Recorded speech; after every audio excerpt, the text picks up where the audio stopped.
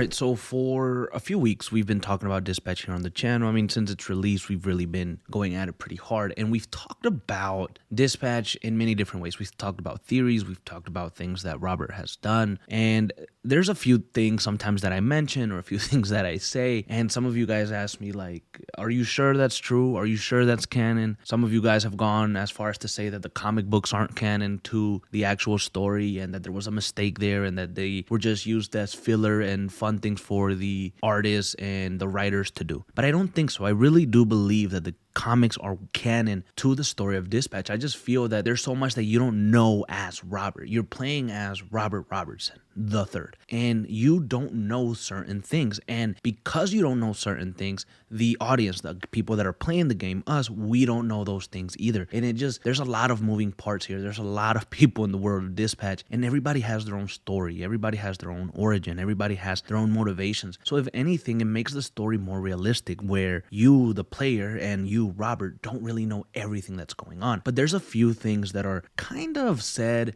and forgotten, or they're mentioned once and then they move on very quickly. And so that causes some confusion. That causes people not to understand what's going on or the full effects of the story. One of those things is about Robert after his fight with Shroud. And according to the game, you see Robert fight Shroud and his team. Robert ends up escaping, and then he blows up in the air and he falls down. The next thing that we see is apparently a few months later, where Robert Robertson is holding a press conference. And in that press conference, he talks about his time as Mecha Man. He talks about him leaving that for a while and his disappointment in not being able to get Shroud. And during this press conference, we find out, or it's stated, that Mecha Man was in a coma for a few months after his failed attempt to capture Shroud. Now, that's what the news said right there. So I believed 100% that Robert and Mecha Man was in a coma. He was knocked out. So I also kind of used that as a way to say, okay, well, if Robert was in a coma, he was injured, his arm was hurting, he was weaker. So maybe that's why the comments of Dadbot, and maybe he wasn't as in shape as he usually was. That's maybe why he wasn't able to take down those thugs that were robbing the electronics store, because he was weakened and depleted from being in a coma for so long. That's personally what I thought. And so I went with that theory. I went with that because that's what the game told us. But after we get access to the third comic, which is a big theme around Get Up, and it shows Robbie telling Robert to get up after he got part of his ear blown off because he accidentally turned on his Mecha Man suit's defensive systems. And it's something that traumatized Robert potentially. It's something that Robert remembers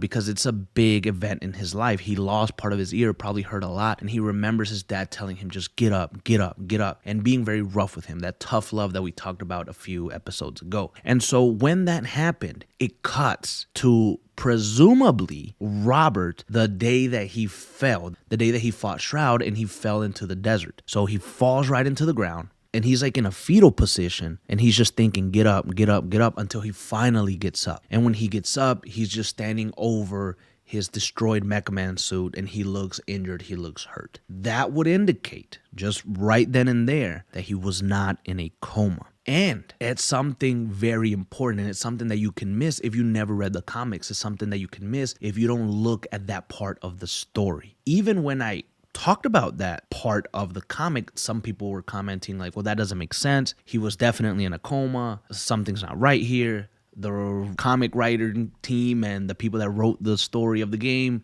weren't on the same page. So there was a lot of confusion. There was a lot of doubt over the fact that he was actually in a coma. All right, really quickly, guys, I just want to ask, if you like what I do here, if you like the gaming stuff, if you like all the gaming talks, news, lore, character, deep dives, everything that we do, please consider hitting the subscribe button. We had an initial goal to hit 50,000 subscribers this year. We're not going to hit that milestone, but I would love if we could maybe try to hit 30,000 before December ends. That would be an awesome way to welcome in the new year and continue to grind out for the rest of that. So again, I'm not going to take up too much of your time, but please consider hitting that subscribe button. It would help me out a lot, and it would be really dope to hit that 30K. All right, let's get back to Dispatch. And so when we talked about Robbie being maybe misunderstood, again, a few episodes ago, we talked about that part. We talked about him getting up and not being in a coma, and some people were asking me, so he wasn't in a coma? He was not. After his fight with Shroud, his Mecha Man suit got destroyed and he was severely injured. He was able to get up, and then he spent the next several weeks taking his Mecha Man suit back to his apartment, and he spent the next several months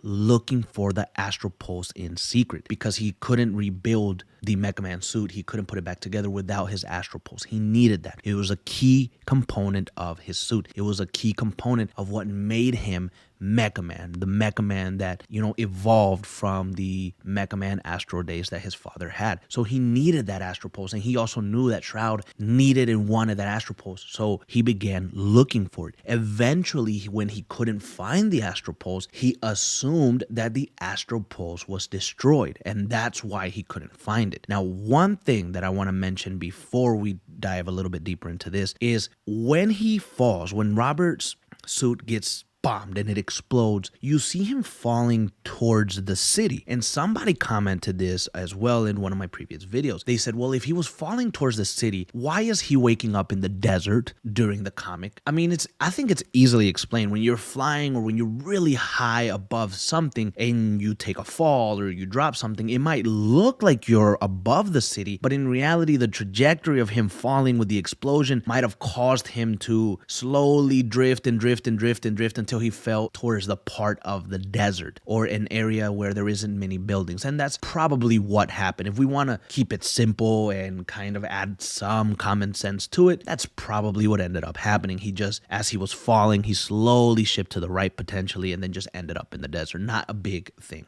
And so how do we really confirm this? Because really all you have is the comic and then my fucking say so, which it isn't enough. So if you look at this scene here where Robert is talking to Royd, he mentions that he spent the next several weeks and or months looking for the Astropulse, and then he eventually came to the conclusion that it was destroyed. And he says that it happened right after his fight with Shroud. Take a quick look. Where the Astropulse at? Lost in the blast while I was flying. No clue where it landed. I spent a couple weeks after it happened trying to track it down.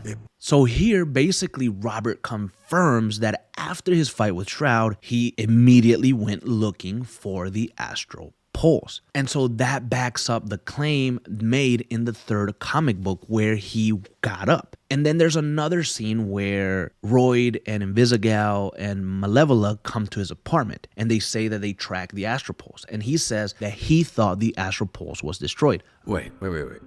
It's not destroyed? Nope. And a bunch of B-grade villains have been trying to unlock its power only to end up blowing their asses off like you did.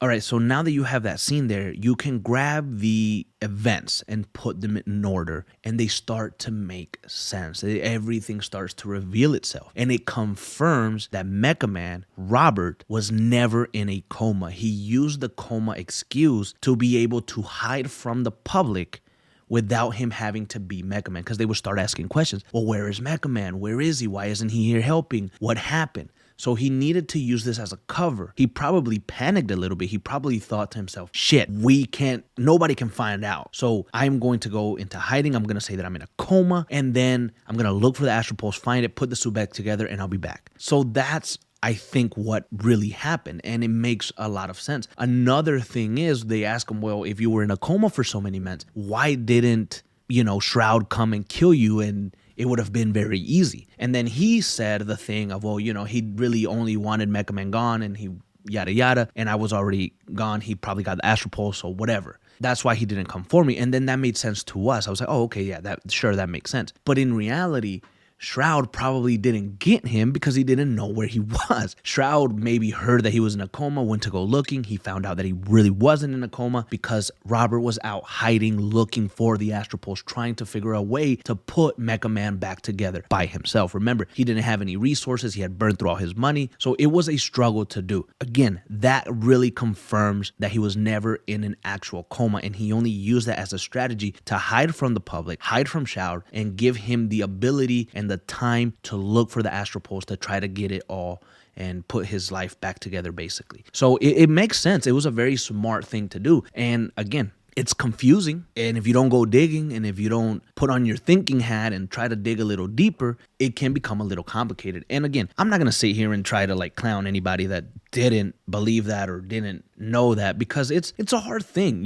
when you're playing games and sometimes a story isn't as straightforward as you think it is, or there's a few things that are kind of like, hinted at potentially. It becomes difficult because you don't know if that really happened or it didn't happen. And it took me a few times to realize that he was actually never in a coma. It took me reading the comic. It took me getting comments from some of you guys and kind of trying to dissect everything to understand that it didn't happen that way. So I think that's a very small thing, but it's also a very confusing thing. And it's such a small thing that nobody really pays attention to it, but it's also a very integral part of the story of Mecha Man, of the story of Dispatch. Without that, so many things could have been different. If he really was in a coma, he could have gotten killed by Shroud. Or he could have gotten kidnapped by Shroud and questioned about the Astropulse when he woke up. The public would have been questioning why he wasn't out doing superhero work. So many different things, right? So he did a very good job. He was able to keep himself a secret, hide, while he looked for the Astropulse.